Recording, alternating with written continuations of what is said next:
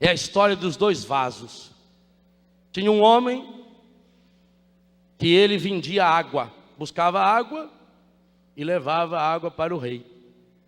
Então ele tinha uma mula, uma cangalha, com jacá é aquele balaio grande, e dentro do jacá ele colocava, tinha dois vasos grandes. Então ele ia com a mangueira lá embaixo, descia lá e enchia os dois vasos. Pois ele ia com a mula pelo caminho, ia lá e vendia por litro a água.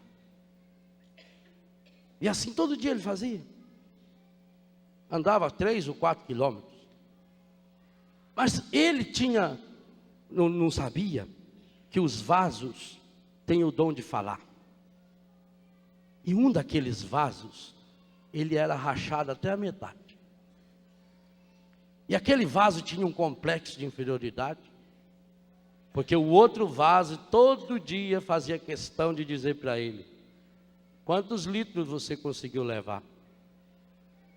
E enquanto aquele vaso que era inteiro levava 100 litros de água, cada litro R$1 que fosse, R$100.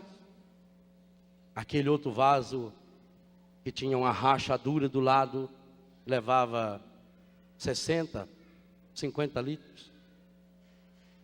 E todo dia o dono do vaso enchia os dois. Os dois recebiam 100 litros. Um chegava lá com 100 litros. O outro tinha uma rachadura, chegava com 60, com 50. E a maior humilhação dele era essa. Aquele vaso foi ficando triste, e toda noite o vaso bonito. E hoje? Conseguiu segurar menos uns 60?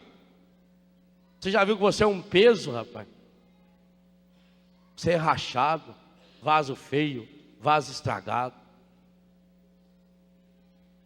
O patrão, o dono dos vasos, começou a perceber que o vaso estava triste, mas ele não sabia que o vaso falava. Um dia ele pôs a mão no vaso e pensou em voz alta, e o vaso escuta pensamento. Tem um anjo que cuida desses departamentos. Ele pensou: por que esse vaso está com essa cara triste? E o vaso aproveitou e falou: eu sou um vaso estragado, eu sou um vaso rachado. Eu não sei porque que o senhor ainda está comigo até hoje. Toda noite eu tenho que escutar o outro colega lá, o vasão chique, o vasão carismático, aquele vasão que leva sempre 100. E eu fico pensando: por que que o senhor não me joga fora? O dono dos vasos disse: amanhã, quando nós formos buscar água, eu queria que você, ao invés de ficar com a cabeça baixa como você fica, olhando para si mesmo, que você desse uma olhadinha em volta na estrada. E aquele dia ele percebeu. A estrada, aquele caminho difícil, o lado dele era cheio de flores. O lado do outro era seco.